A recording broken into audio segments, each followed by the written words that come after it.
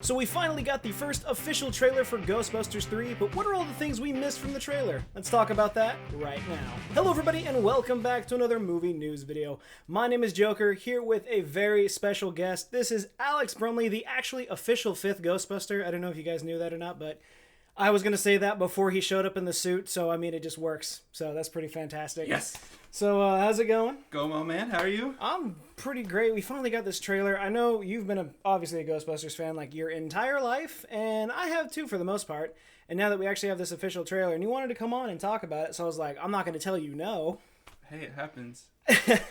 So we got this trailer. We knew it was coming. We saw that Jason Reitman was going to go ahead and do an official third entry to the original film with no correlation with the 2016 film. No harm, no foul to that, just how it goes. And we got the trailer, and I want to know some of your thoughts and some of the things that other people might have missed, including myself, because I missed a couple things here and there, but... I just think, number one, it's one of those things that, like, when they first said they were going to do it, you know, I was kind of worried about the son picking up the mantle, because that could go either way. But the idea that Dad read the script and cried, and I was like, that's got to be a good sign. And I did not know that. And yeah. I thought it was going to be a good thing for the reason that he was always there as a kid on set for the other films. So he was always like the guy that was right next to his dad the whole time, watching the whole thing take place. And just imagine all of the questions he probably had moving into this. So now that he's got all these questions that are answered that we possibly have the same questions to, and he has the answers to them, we're going to get them in this movie. Yeah, and it helps that, you know, him being on set, technically, historically, now was the first Ghostbusters fan.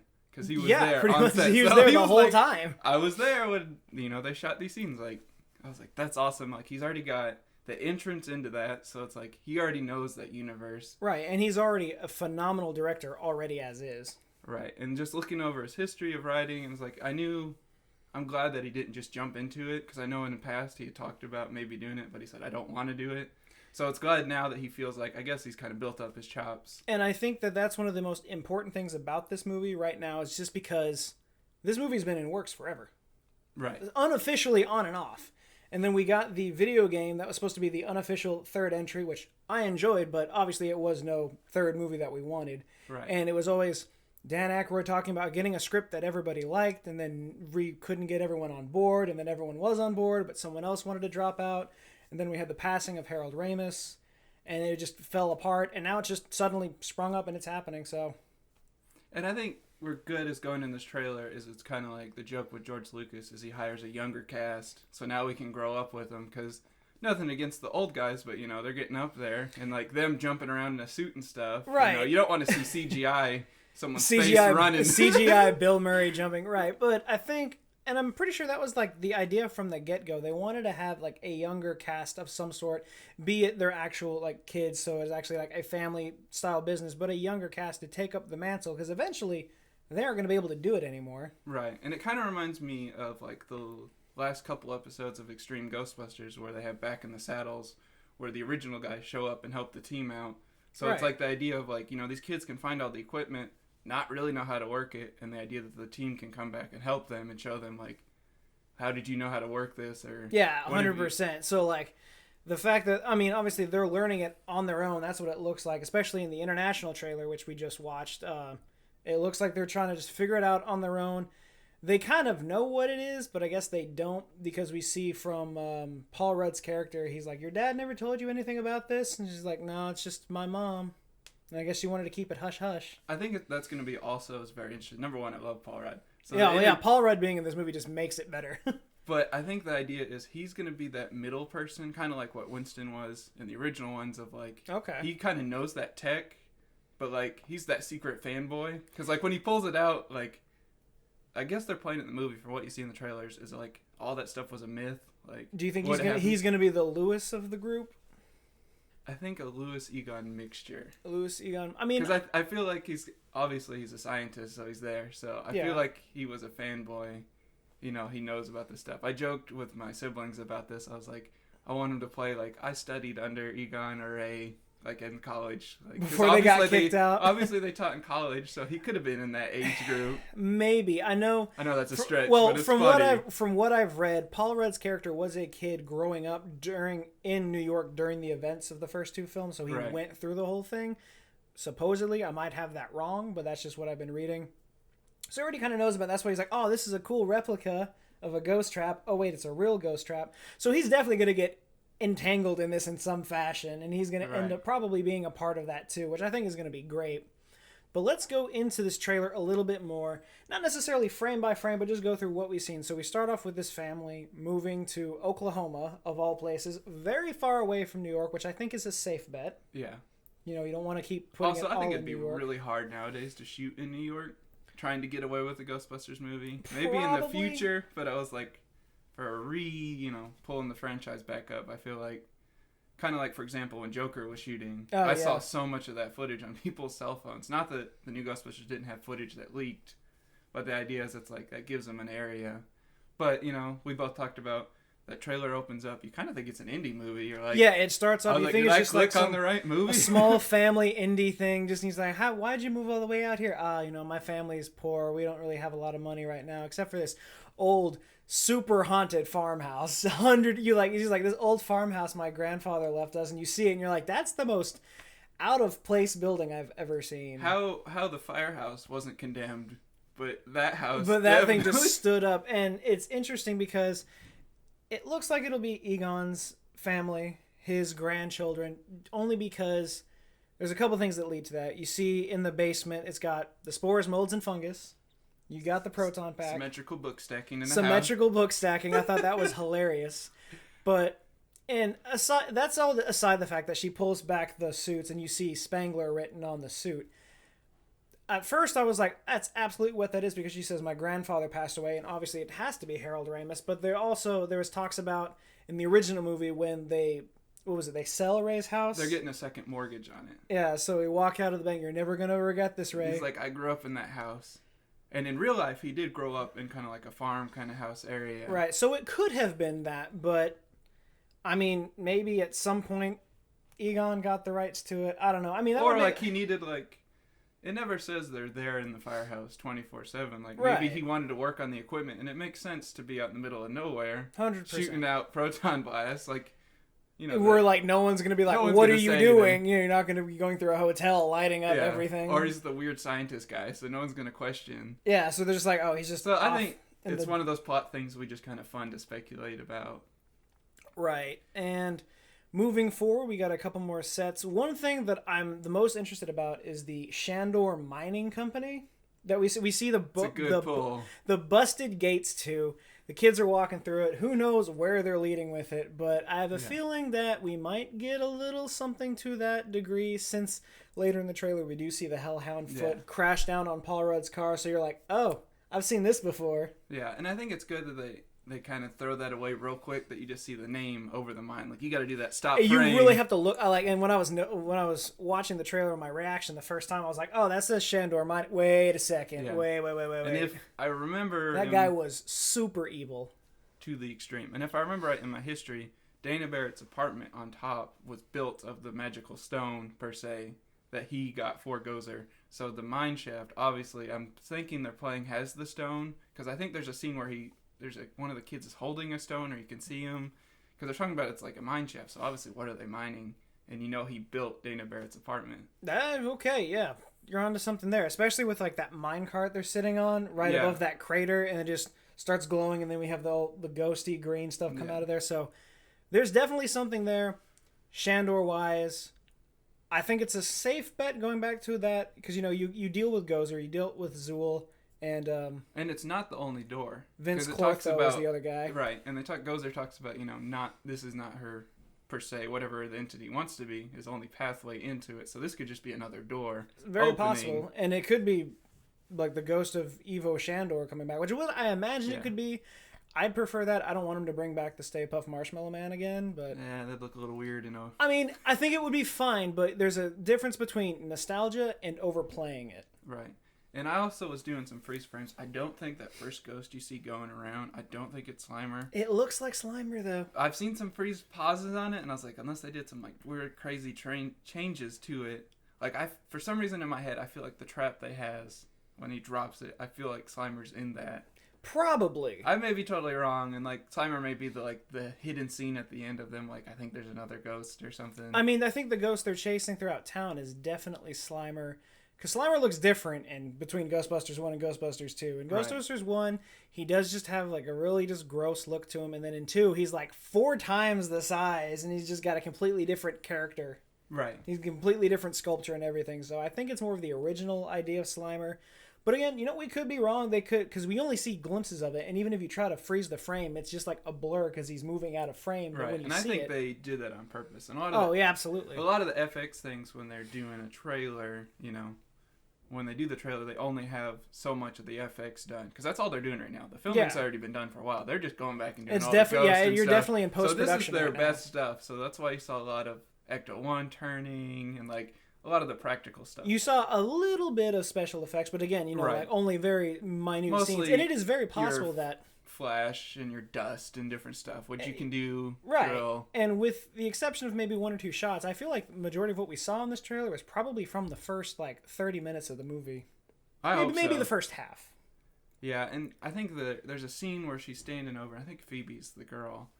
Is standing over, and you see the orange out of it. It's not green, where she's standing by the mine shaft. And it kind of had me a reminisce of one of the scripts Dan Aykroyd had written a while back was called Ghostbusters Go to Hell.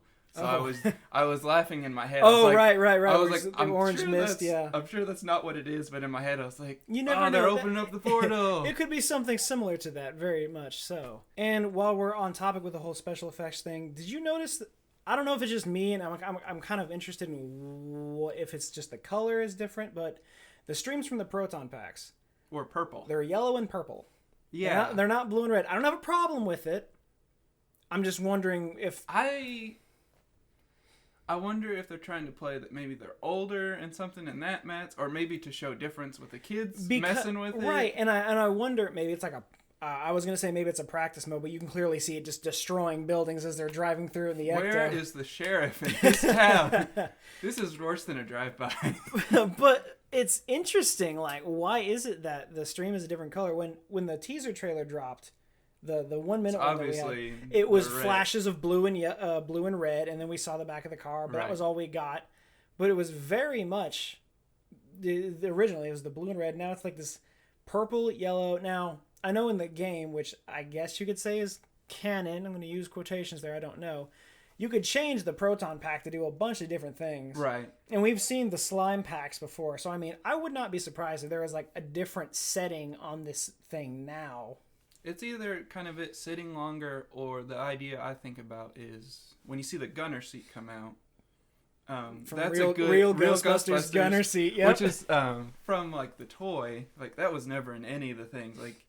Maybe a small cameo here and there in the cartoon, but the idea that they brought that back, and I was like, maybe they're also playing off the purpley color, which is in some of the real Ghostbusters. Even then, let's talk about. We wanted to see. That was the one thing I wanted to see was the car and hear the siren. That was all I wanted to see, and we did. The gate flips up, very similar to the original movie when we first see Ecto for the first time. It rips out. It's going through the town. You hear the siren going. No lights, but you hear the siren going. That's all you need, man. The nostalgia hit me, and I was just melting in my chair. Man, no, we are. I was melting when she's walking down and she sees the spores, mold, and fungus. I was like, oh yeah, I was like, man, that's a deep cut. I was gonna say, absolutely, this has to be Spangler's house. And I was like, and obviously, it looked like, and I don't know, but they look like they're in alphabetical order and definitely something he would do. Absolutely. And then even on a small percentage that isn't Spangler and Egon and Harold Ramis's, the homage of just touching the coat, I think it's a good in memory of situation. Yeah, and I think that's why if they take it this route and use it as his grandkids, I think it's a very respectable thing to do to himself and his character, since he's not here to be in person. So doing it that way and carrying on his lineage in a way like this, I think is a smart thing to do. And I'm wondering, though, if he's the grandfather, who's the grandmother? Ooh. Yeah. That's a good question. Because... You think it's going to be Amy Potts? I think so because, it's Janine, right? That was her character's name. In the first film, there's a little bit of back and forth there, and then the second film, they kind of go away with that. She ends up with Lewis. But I know in a lot of the cartoons, it is very much an Egon and a Janine relationship. Right, and it's that weird that she's really ditzy and he's super smart. Right, so I'm I think it would make sense. I think it would be more of a... because I really poetic don't know justice. how they're going to play her character in it. Because I already looked up the cast and she's in it, but I was so like, she is in it. Okay. Well, as of IMDb, but sometimes. Well, okay. I was gonna say because the... all I've seen so far that is actually confirmed is Dan Aykroyd, Ernie Hudson, Bill Murray, and Sigourney Weaver. So I know those 4 are at least returning, which I think was smart that we did not see them in this first trailer. You keep that for a second trailer, or perhaps not even at all, and then we'll see it in the movie. Right. What I think is dangerous about that is the general audience that's aware of the movie and they like the movie, but they're like, well, this isn't Ghostbusters. I want to see the original come back. And like, they're going to be in there, but you got to read and find that stuff. It's kind of hard. Like, I look through all of this stuff, so I know just about everything when the movie comes out. And then there's a lot of people that like, they don't know who's in it. They don't know what's going on. They don't know why it's different. And I'm like, oh, well, I read all that stuff, so I know.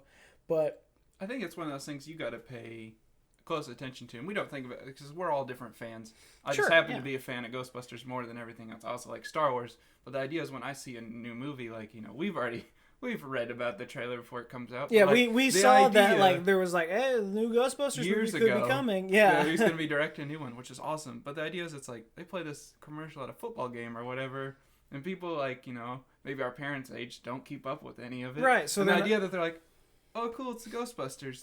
The pack things they wear. And, there's a uniform. Like, they still got to draw them in. But for us, they don't. They have those deep cuts that we know about, but they don't actually show all the people, so that still gives us... And again, it's not like that's a bad thing. No. It's like, it doesn't matter like what kind of a fan you are. It's just, it's really hard to do that. If you say the original cast is going to be in it, how are you going to get that the older audience or just the general public that might be fans, but they're not like die-hard jumping into it. And so they don't know that they're eventually going to be in the movie in some fashion. Right. And I think the good thing about this is, like we talked, that opening trailer gives us an opportunity of like, this is a new story. Yes, like, absolutely. We're continuing the story. It is so different from what we've seen, but it's a safe different. It's not like completely left field. And so this, like I said, I love Ghostbusters, so I hope this opens up another route, gives them more opportunity to grow with these kids and let them grow up. Oh, absolutely. I mean, you can always do a jump scene. Like, the next movie is them older. I mean, if this movie does well and they want to go with potential sequels, I'm all on board for it. I will be happy with it. But one thing I do want to just point out real quick is that when we're talking about the younger cast, yes, it is giving a Stranger Things vibe to the movie. Please let it be known, because a lot of people don't get this, and again, there's nothing wrong with this, but Stranger Things was based mainly off of stuff from the 80s, including a lot of Ghostbusters, hence Season 2, when they all dressed as the Ghostbusters for Halloween. Stranger Things has no effect on this movie. Well, that's not true. It might have a little bit of an effect on this movie, but Stranger Things is what it is because Ghostbusters happened. Right. So. And I think it's one of those things where people see it as the Stranger Things, but to mine is, if you watch the international trailer, at the end you see there's another kid helping them, and he's playing with the goggles, and he hits a button, and there's a camera on it. But to my mind, I was telling Jimmy that I was like, it's Data from the Goonies. It's like, it's more of them. They find all this stuff, and they're like, we can figure this out.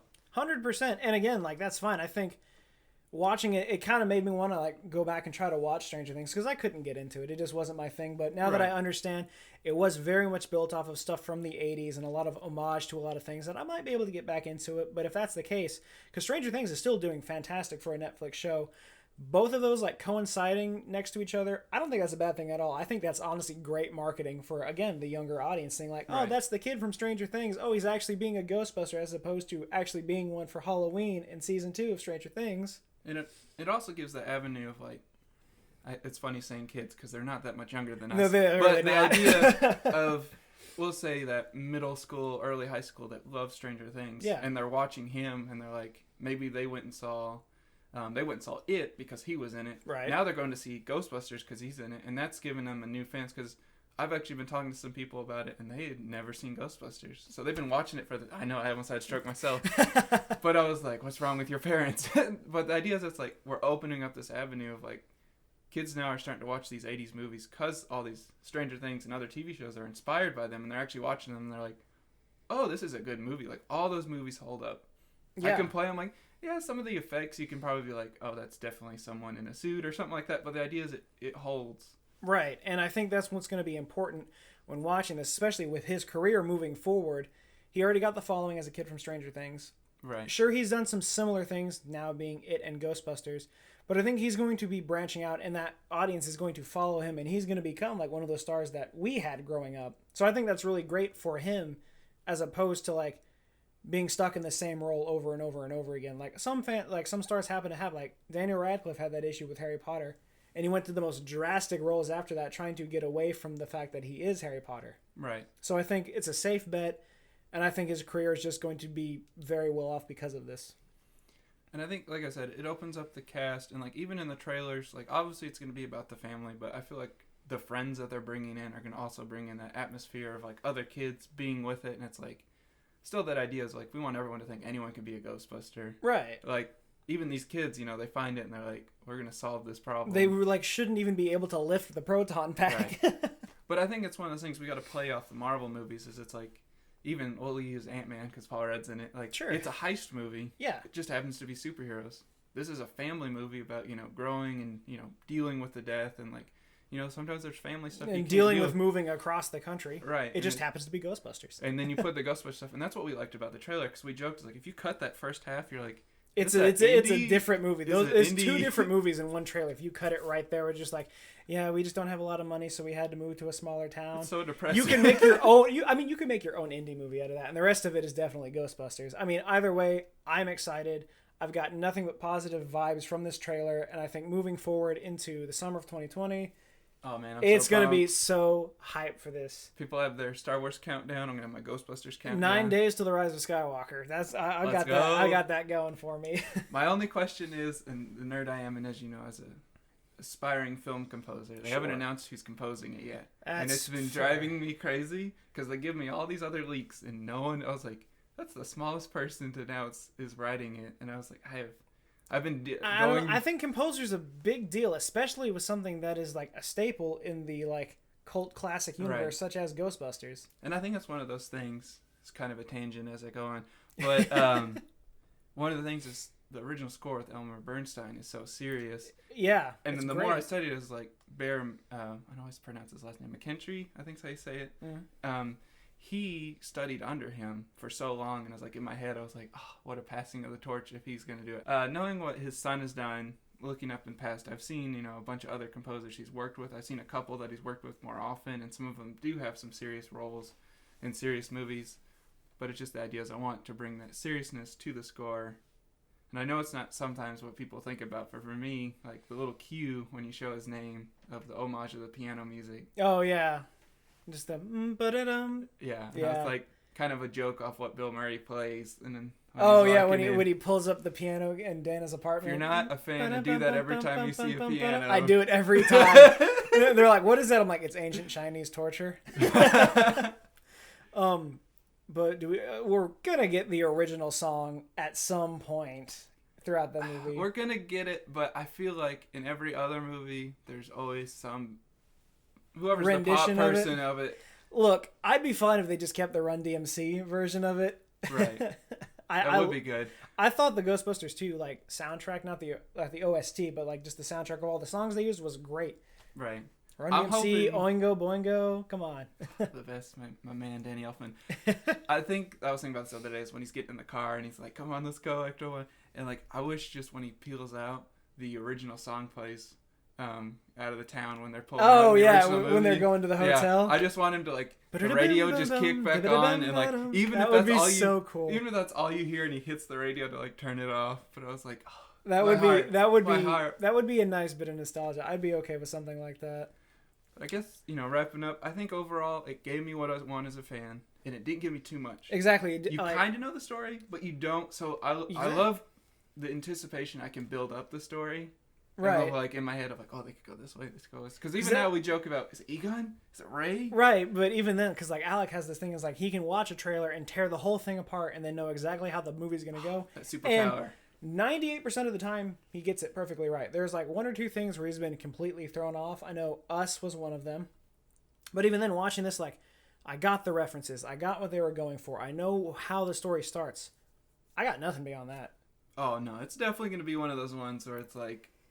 If there's another trailer, I may not watch it. Like, nothing against it. I'm so excited. I know you're the opposite. I say that, but I'll probably, like, see it. I need trailers to survive in life.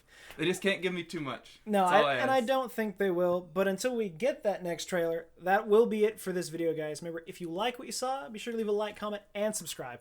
Let us know in the comments down below if you want to see more movie news videos, if you want to see the official 5th Ghostbuster come back at any other time to talk about more Ghostbusters things, or if you'd like to see anything else. But before we go, is there any social medias we can find you at? I know you got your music stuff on Instagram. Yeah, it's A.E. Brumley on Instagram. Just okay, yeah. And that'll be up on screen for you guys, and I'll leave it in the comments down below. But like we said, until there's another trailer, we will see you guys next time.